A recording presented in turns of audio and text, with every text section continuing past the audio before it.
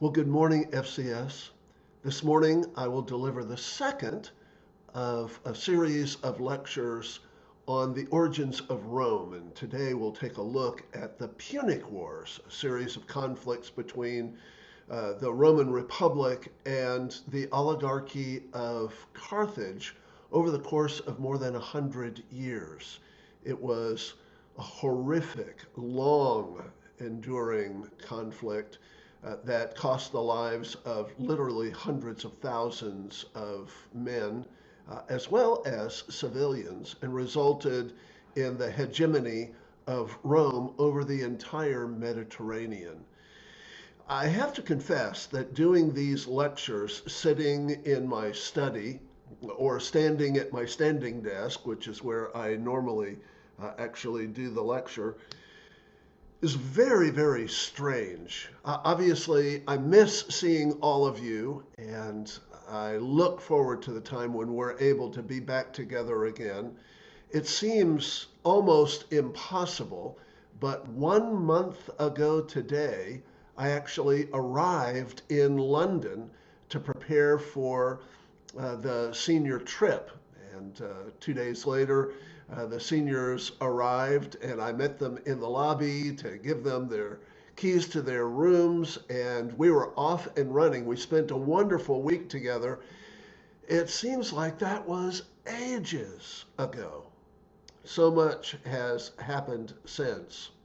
I felt like the seniors and I, along with Ms. Mayhand and Mr. Shearer, had an incredible time of bonding, and we had delightful meals together, saw incredible sights, and we haven't seen each other since, except virtually. And that's incredibly lamentable to me. And yet at the same time, I know that in God's good providence, this is where He has us right now. And we have to adjust. I have to adjust, figuring out how to actually give a lecture to nobody. I've done a lot of camera work in the past. I've worked in television, I've done films, I've had lectures filmed before, but there's always somebody in the room with me, at least a cameraman, some sound people, and a handful of producers or whatever. Usually a small live audience, but I'm attempting to do these lectures entirely blind. And after a lifetime of deriving energy and impetus and even ideas to shift the course of the lecture during the lecture itself from audience response, it's enormously difficult to stay on track and to keep a flow of ideas. So if you see me stumbling, or if you hear me kind of stretching, trying to figure out what to say next, it's because, like you, I've never done this before. So this is a learning experience for all of us. Nevertheless, over the course of the last several weeks, I've read a tremendous amount about ancient Rome and all of its conflicts and wars, and the next lecture after this will be about Julius Caesar, who essentially ended the Roman Republic, and the one after that is about Augustus Caesar, his nephew and appointed heir. There were civil wars and conflicts all along the way between each of these incidents, and we'll talk about that as well. But it's been a fascinating study for me, and I trust that I'll be able to communicate a little bit of that as I'm talking to the camera and talking to the wall.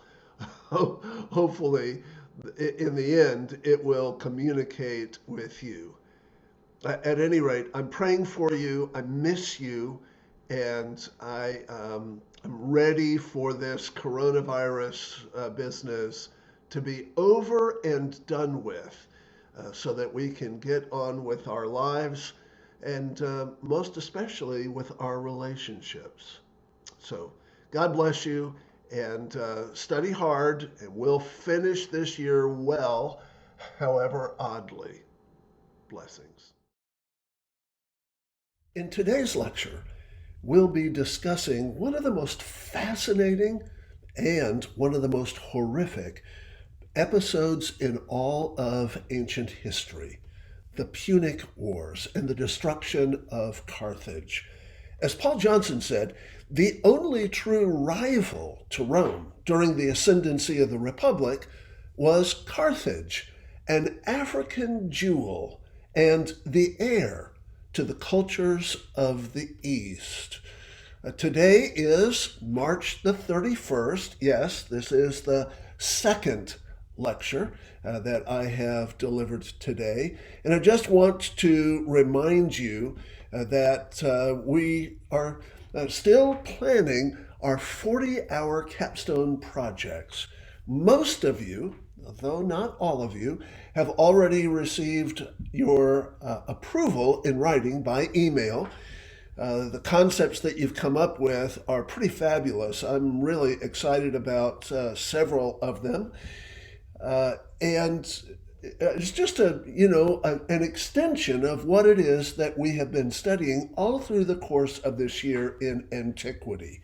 What I want you to do is pursue some particular interest or a passion that you have or some sense of your calling or your avocation that you can turn into an artistic, scientific, experimental project. And in doing this, you'll need to research, making sure that you've demonstrated the historicity and accuracy of your project, or at least some adaptation of historicity. And at the same time, you've got to, because this is a particular interest or passion or sense of your calling, you need to be able to demonstrate real craftsmanship. So you'll want to pursue this project with excellence, authenticity, and a real strong sense of your calling. We're not real sure exactly how we'll do presentations yet, but right now it's looking more and more like we'll have to do these presentations via video, in which case you still have to demonstrate rhetorical and artistic vision. Now, I realize that that's more than a little difficult standing in front of a camera. I'm standing right now at my stand-up desk in my study, and I'm staring at a wall instead of looking into your eyes. And that makes it so much harder to have a sense of enthusiasm and bring appropriate rhetorical skills to the task. But this is a learning experience for all of us, and we're going to figure out how to do it. Remember, you need to log all of your hours and have the time sheet signed by your parents, and we're still holding to the due date of Tuesday, May the 5th. Now, it is March the 31st, although I know now that I've observed the upload times to my Dropbox account due to limitations with broadband, you're probably listening to this somewhere along the lines of April 4th or 5th or even 6th. Nevertheless, for me, right now recording this, it is March the 31st. And it was on this day in 1492 that King Ferdinand of Aragon and Queen Isabella of Castile issued a joint edict expelling all Jews from Spanish soil, except for those who were willing to convert to Christianity. A large number of those Jews scattered into the newly discovered lands of the Spanish conquistadors in the next decade and a half, after having scattered at first to places in the Italian peninsula or up into France across the Pyrenees. But what Ferdinand and Isabella were doing was they were copying the kind of pattern that existed back all the way to the days of antiquity when the Babylonians, the Assyrians, the Persians, and eventually the Greeks and the Romans would send their enemies into exile, uprooting whole populations and repatriating them in other lands. It was also on this day, March the 31st, in 1889, despite the protests of nearly 100 leading writers, composers, and artists, that the Eiffel Tower was officially opened in Paris. The famed engineer Alexander Gustave Eiffel unfurled the French tricolor from atop the distinctive tower, officially marking its completion. The protesters were concerned that the architecture of the tower was not in keeping with French taste. And although the Eiffel Tower is now in our minds as indelibly marked upon the Parisian landscape as Notre Dame, the truth is, if you think about it, this huge metallic bridge-like structure jutting up into the skyline is hardly in keeping with the low-lying, beautiful classical architecture of most of the rest of Paris. For us, it's this incredible icon, and it's got this romantic feel, but the artists and the writers and the thinkers of the day saw it as an awful modernist imposition on the Parisian skyline. My, how times change, and yet at the same time, how through all of the changes, we seem to remain the same. It was also on this day in 1968 that Lyndon Baines Johnson, President of the United States, successor to John Kennedy following his assassination, and the victor in an overwhelming majority in 1964, the presidential race against Barry Goldwater, LBJ stunned the nation, announcing that he would not run for another presidential term. I remember as a boy watching on television the presidential announcement and seeing the shock on my parents' face. No one could believe that this man who had pursued power his entire life, who relished his role as president, that he would simply walk away from his place of power to retire to the little ranch in Johnson City, Texas, on the Pedernales River, and while away his years in retirement. The truth is, LBJ would later confess to others that it was the Vietnam War, that long bludgeoning of a war, that caused him to lose his taste for power. When we look back at history, there are innumerable events across the span of time that remind us that wars and plagues and epidemics interrupt our understanding of reality and cause us to reassess everything. The Punic Wars were just such an event. And today we'll take a look at those cataclysmic wars that lasted over the course of 100 years in the history of the Roman Republic and of the great maritime empire of Carthage. The story really begins all the way back with the Philistines, or the Palestinians. The Bible makes very clear that there were giants in the land, the Rephaim, the Nephilim, the Anakim. We read about them in Numbers and Deuteronomy. In 1 Samuel and 2 Samuel, these giants in the land had been scattered by the Babylonian king Chedorlaomer in Genesis chapter 14. You'll remember we took a look at this earlier in the year, in the fall, when we were taking a look at early history.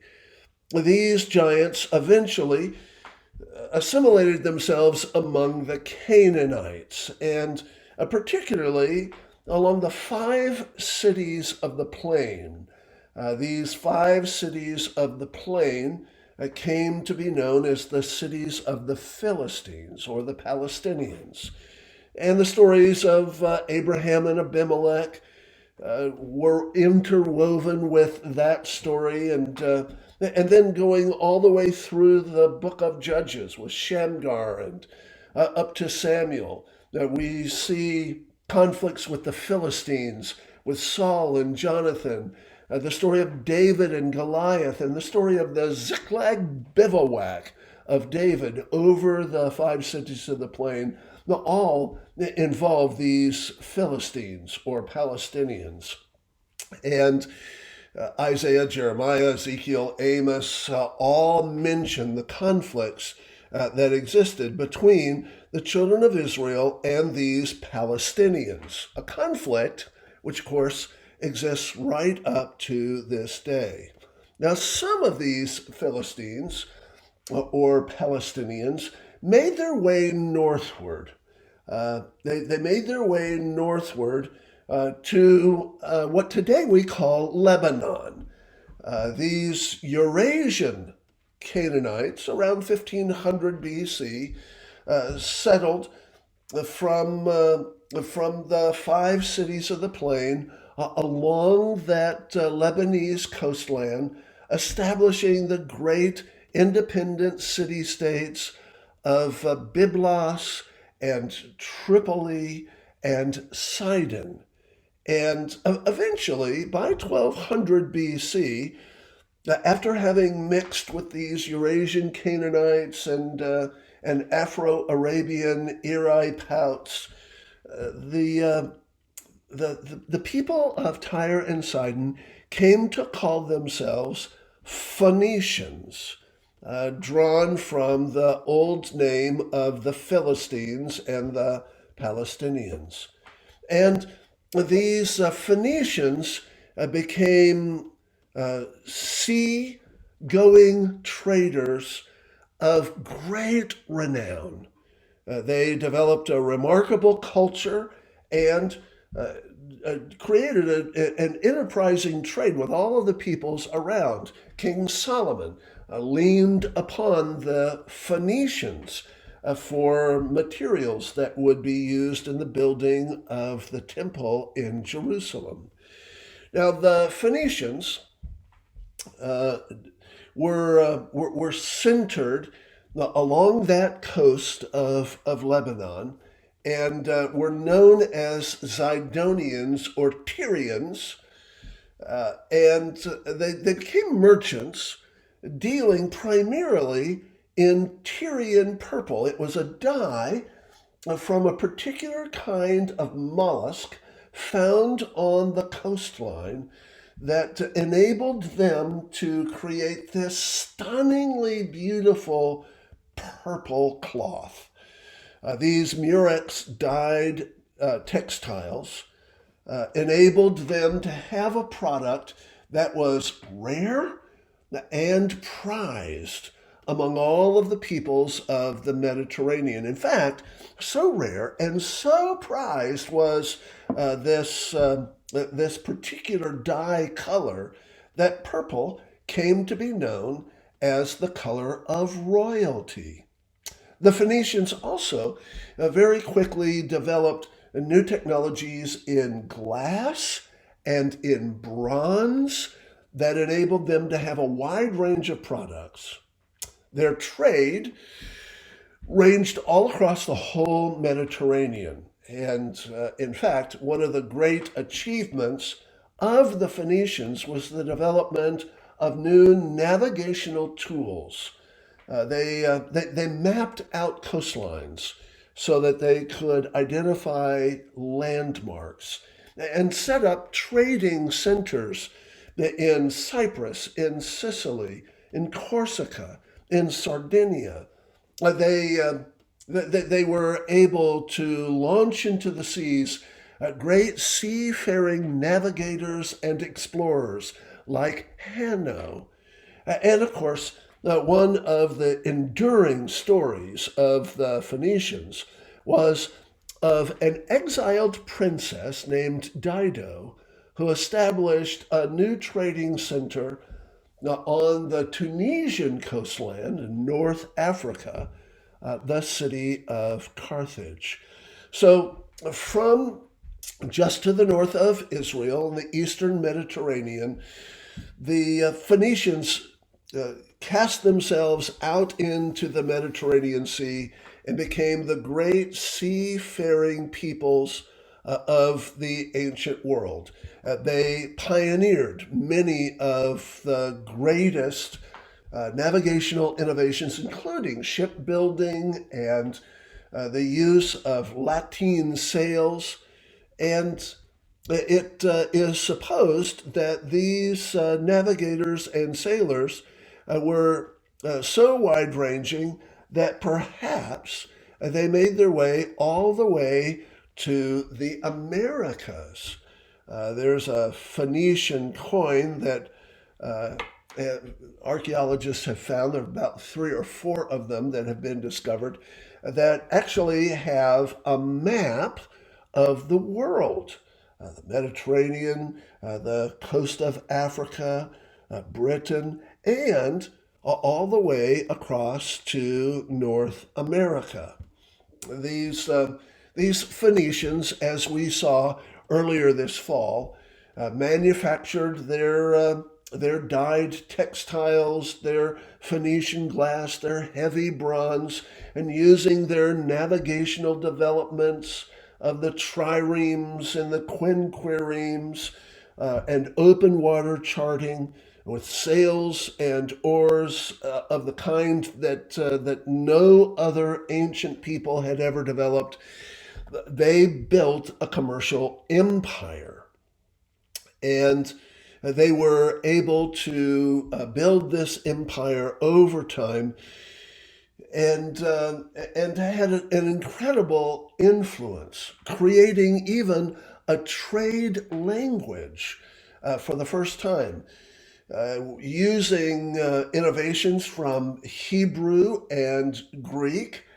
They developed from their kind of polyglot language a trade language that had phonetic coming from the word Phoenicians, single letters with particular sounds, and this Phoenician alphabet became the basis for all of the Greek and European alphabets that would come afterwards. So the legacy of the Phoenicians was great. They forged common communication patterns. They pioneered navigation and shipping. They opened markets all across the Mediterranean for a consumer culture. And they created a transcontinental network for commerce and trade. This, in the end, helped to unify the Mediterranean world and established the beginnings of a common European culture, the rails upon which all of the accomplishments of Alexander the Great and his vastly expanding empire for the Greeks, that would eventually be divided up into 3 great empires in the center, to the east, and to the south of the Mediterranean world, but also the rails that Roman civilization would eventually run on. The Phoenicians, in a sense, were the great European pioneers, and their civilization made for the great civilizations that would follow. Now, the greatest of all of the Phoenician trading cities was Carthage. Carthage, literally in the Phoenician language, means new city. And it was established due to a succession crisis about 820 BC in the city of Tyre. A royal family there, as is so often the case, produced a series of rivals. And the result was that one princess and her entourage were sent into exile. Dido made her way first to Cyprus and then to Sicily and finally to Malta, all along the way, finding refuge in various Carthaginian trading centers, but always finding herself eventually unwelcome as the powers and the elites back in Tyre made known to their partners in Cyprus, Sicily, and Malta that they needed to send her away lest they incur the wrath of the Phoenician navy. Eventually, by 814 BC, after this long 6-year exile, Dido sought refuge among the Libyan Berbers on the north coast of Africa, in what is today Tunisia.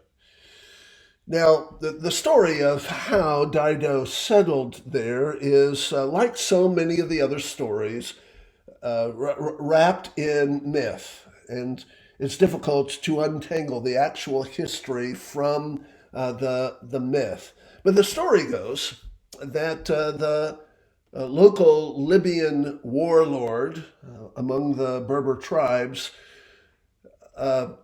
was about to expel Dido when she asked if she could settle on just whatever piece of land she could enclose with a single ox hide. Her idea was what would later come to be known as the Theorem of Dido. And what she did was she took a single ox hide and she cut it into a narrow strip,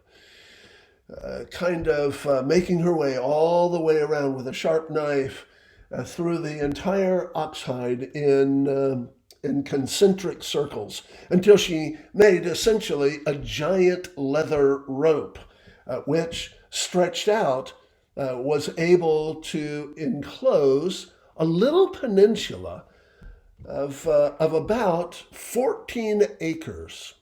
And it was on that little peninsula of 14 acres that she claimed land that became Carthage. Now, the mythic story goes on to include a kind of romantic encounter with Aeneas, the prince of Troy, who was able to flee the destruction of the city and made his way like Ulysses across the Mediterranean. Supposedly, he and Dido fell in love, but because he was on a quest to establish his own city, he left her behind, heartbroken. She died of a broken heart, some would say. Others of the mythic traditions say she committed suicide. But the bottom line is that, like the founding of the city of Rome, the founding of Carthage was wrapped in tragedy and in brokenness. Nevertheless, a dynasty was established there, and the Phoenicians, in partnership with the various other trading centers at Cyprus, Sicily, and Malta, found that Carthage was a good trading partner with access to the rich resources of the African continent, and Carthage grew. The city of Carthage was unique, that they had something like the republicanism of Rome as structure for their government, but they technically were what historians call a thalassocracy. A thalassocracy, or thalassocracy, a thalassocracy is, in a sense, an empire built along coastlands. It's a maritime empire with loose confederations and allies rather than provinces.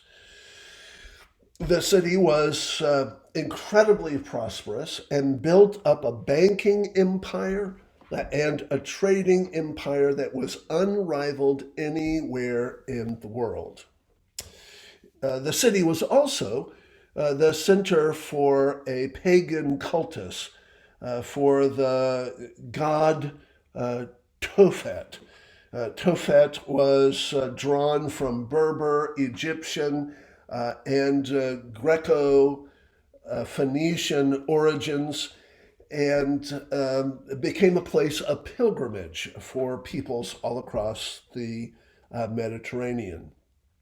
Virgil, the great poet of the first century AD in Rome, made Carthage into the emblematic rival to Rome in all things.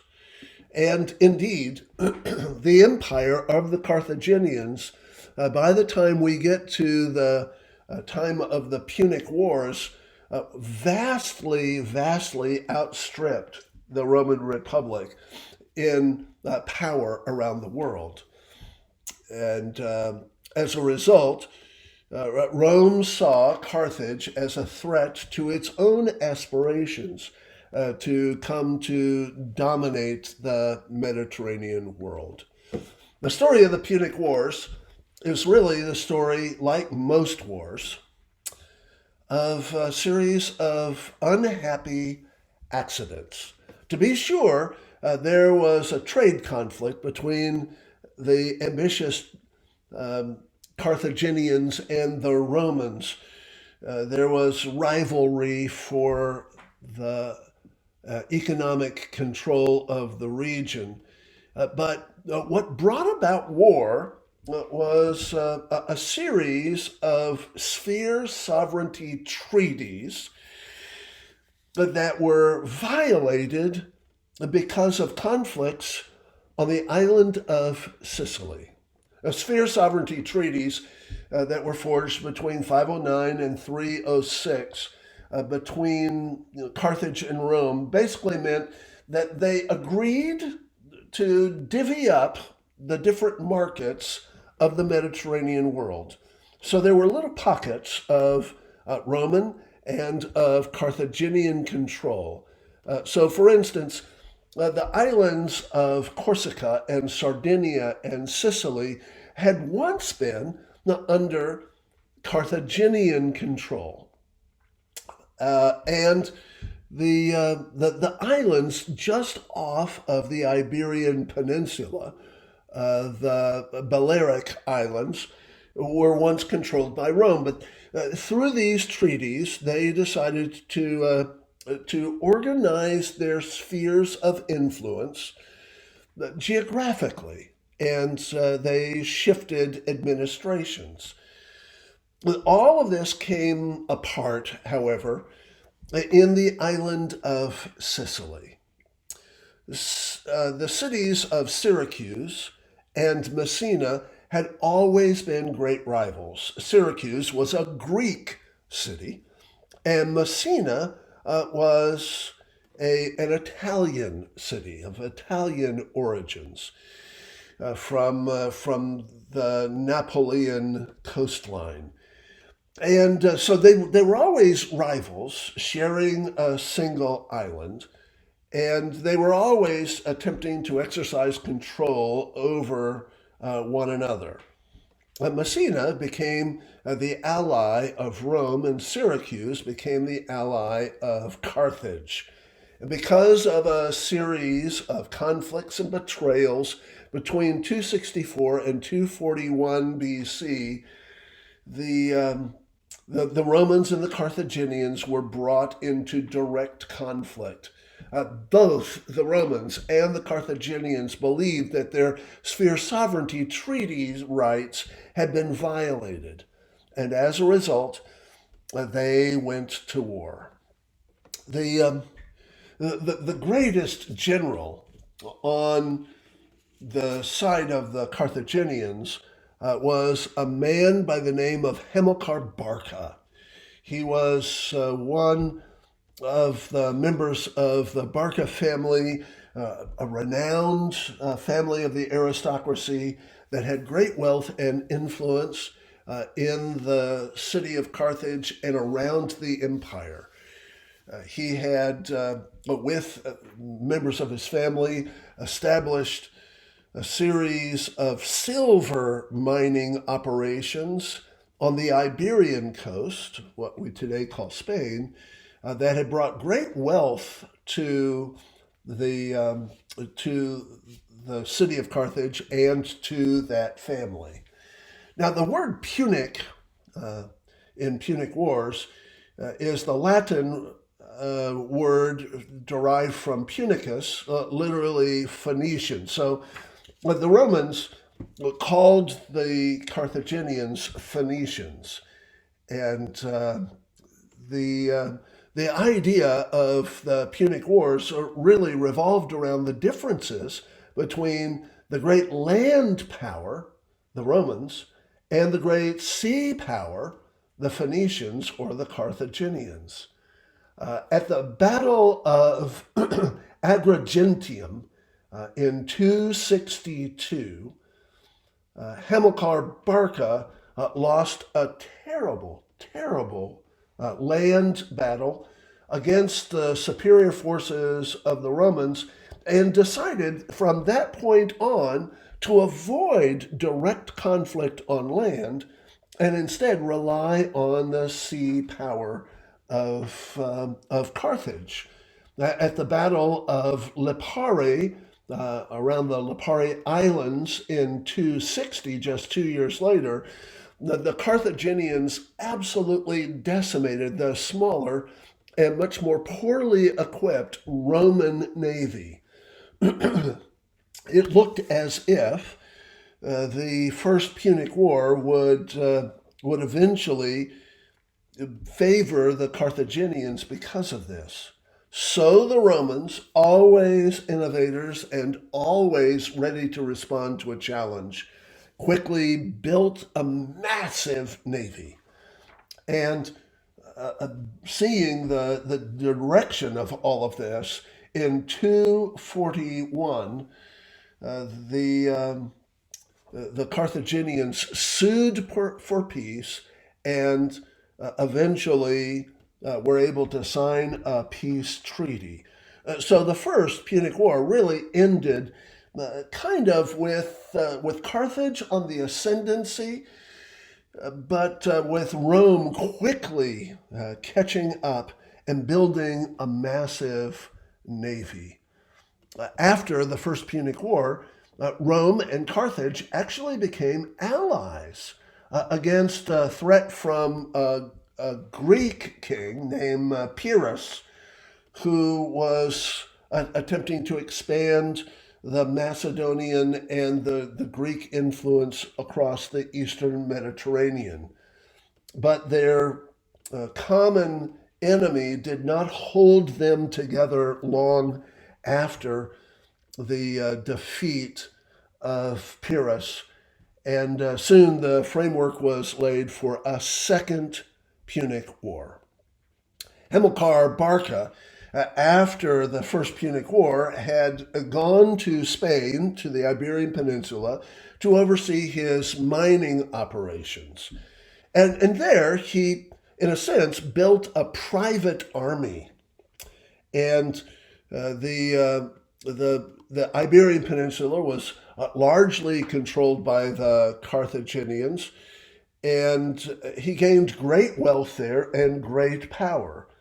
But in a fight against invading tribesmen from the north. He was killed in battle, and the control of the Barcan family empire was passed on to his son, Hannibal, who, because of all of the stories his father told about the first war with Rome, had great enmity against his Roman rivals. In 219 BC, he sent a small portion of his private army toward Valencia, which at that time was a part of the Roman sphere of sovereignty.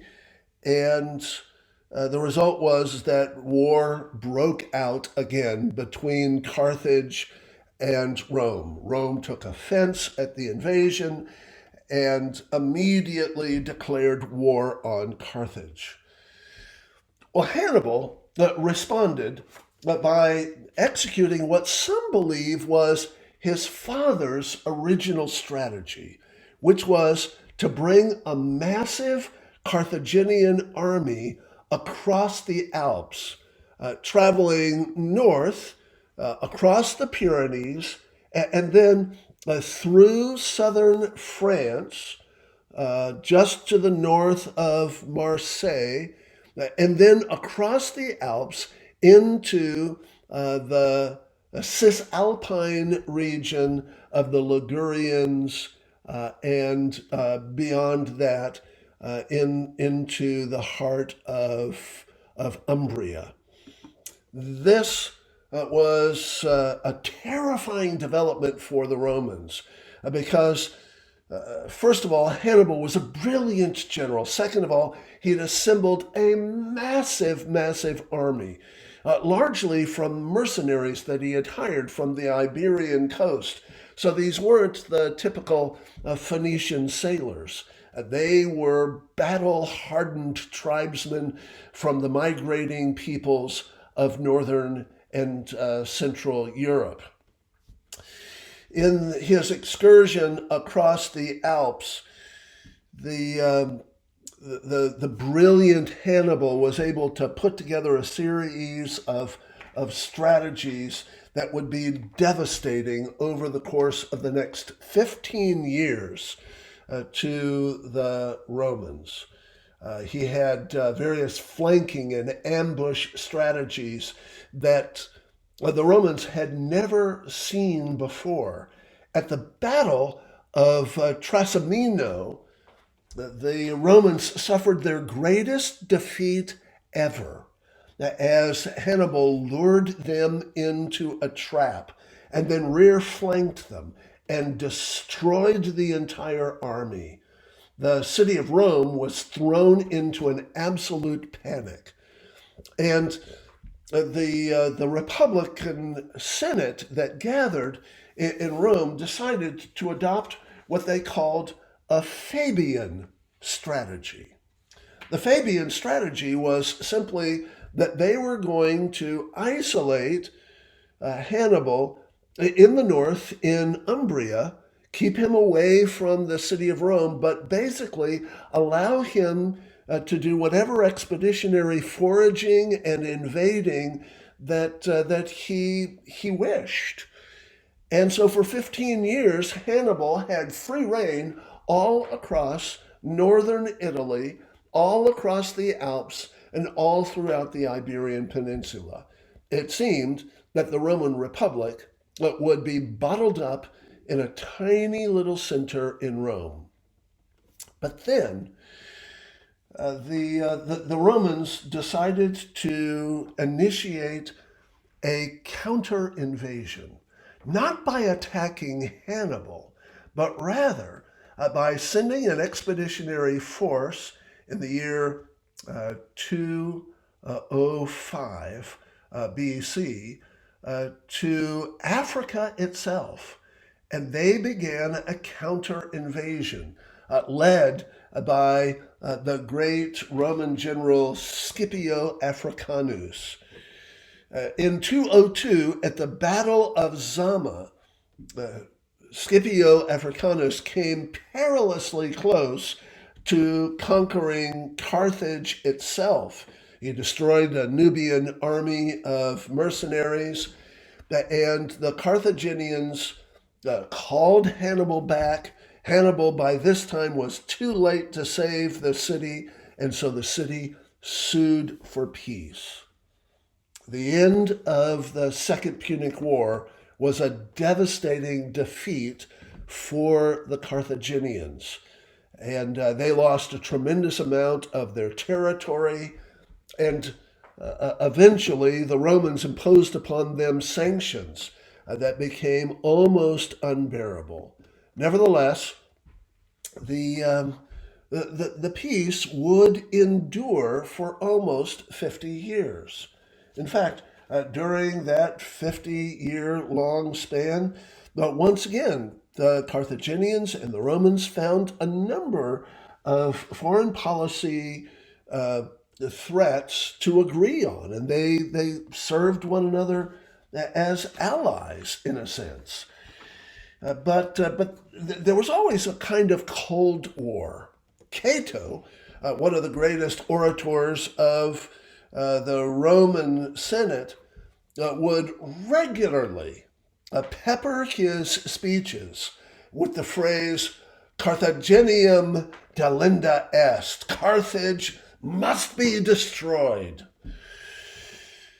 And in 149 and 148 BC, the Carthaginians began to face a series of crises at home because they were being squeezed by the Romans, because their territory was no longer as expansive, and because their economy began to suffer.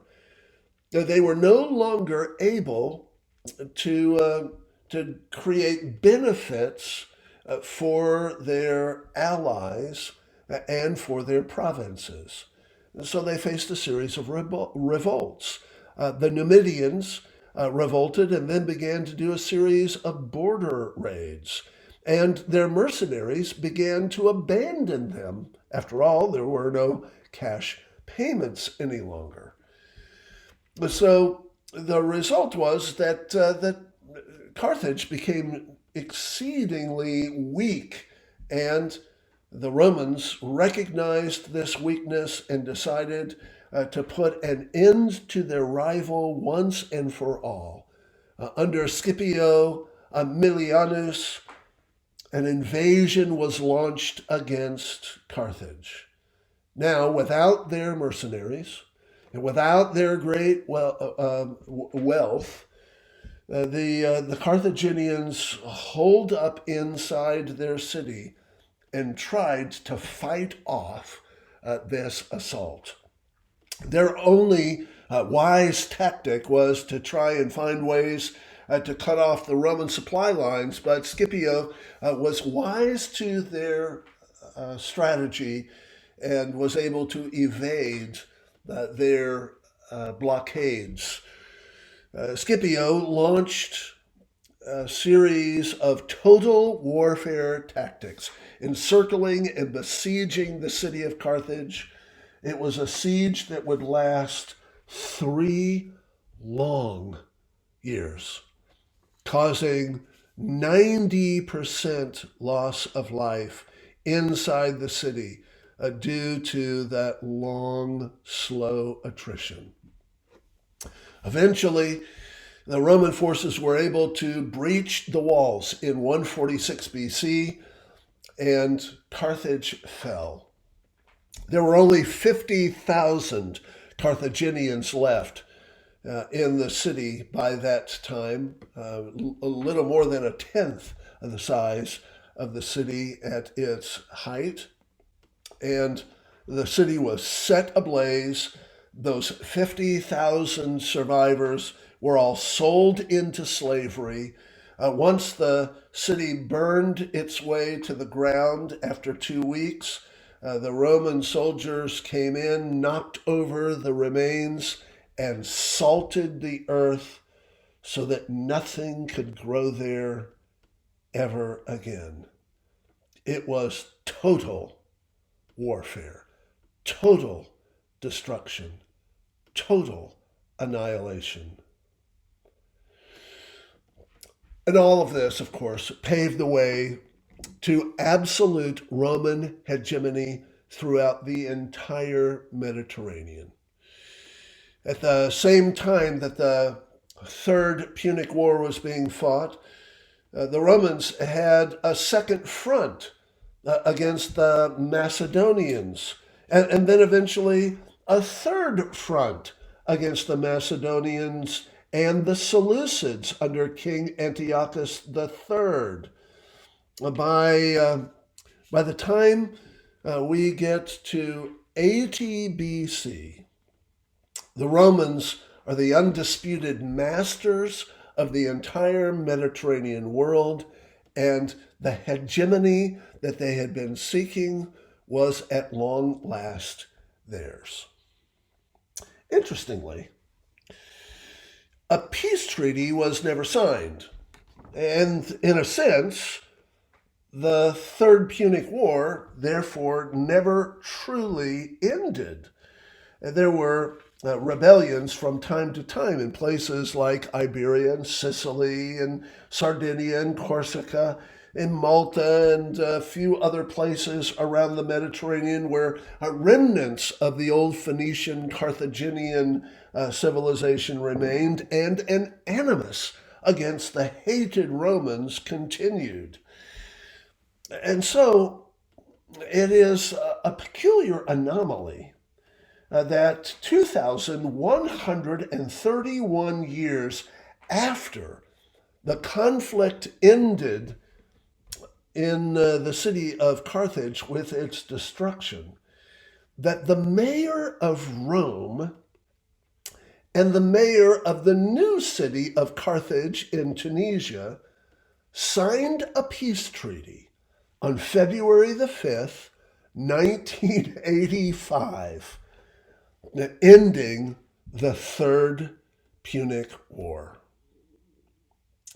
One of the things that the Punic Wars teach us is the enduring animus between peoples and the destruction that can be wrought when ambitions run rampant. The truth is that both Rome and Carthage were prospering quite nicely side by side, yet they could not endure one another. A little bit like the conflict between Pompey and Julius Caesar. Two great, prosperous, thriving men, unable to bear the prosperity of their rival, and thus thrown into a horrific war. The war of Carthage ended in absolute disaster, but it was just the beginning of Rome's great conquests. To know these things is a good thing for us to understand human nature and the character of the fall of man in the midst of this poor fallen world in which we live. It's a reminder to us that it is really only in the gospel that men can find true peace, which is why we have to be strong and courageous. We have to do the work. We have to make sure that we do not shrink back in fear or discouragement. For the Lord our God is with us. Thanks be to our God.